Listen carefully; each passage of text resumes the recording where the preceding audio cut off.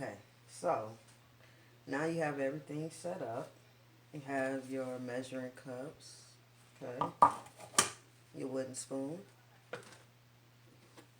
another little spoon. You have your molds, different kinds. You always get the plastic white kind for like the hard candy. If it's clear plastic, it would melt straight through. So I just chose like 2 different kinds of molds. Always keep you some parchment paper. That's good for like quick cleanups. You got your, this is actually coloring gel, or you can use food coloring. So I'm using green today because I'll be making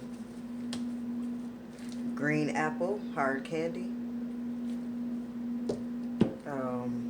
Okay, so then also you need your apple flavoring, and this is by Laura Ann Oils.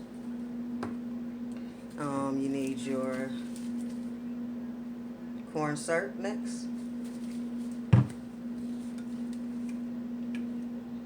Always have your measuring cup out. Then you have a couple more little kind of hard candy little tools that you can pour the hard candy through so you don't make a mess. So I got 2 different sizes. Then also I have one that is tempered for just like hard candy and stuff.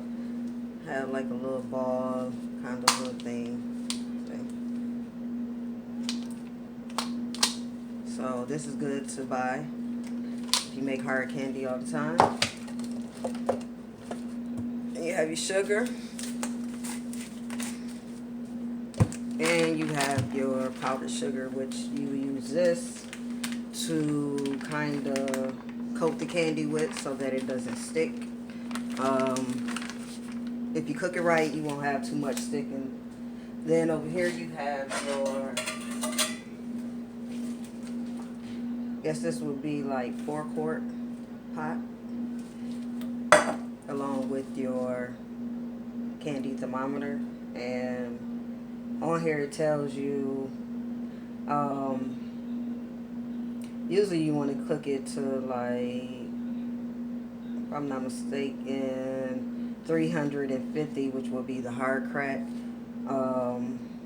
When it started to get to like, yeah, I guess 250, that will be like the hard ball stage, so you'll kind of turn your temperature down. But anyway, so this is what you need. This is good to have when you're making candy, fudge,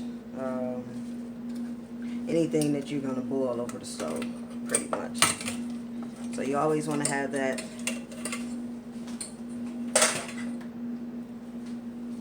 Okay, let's get to it.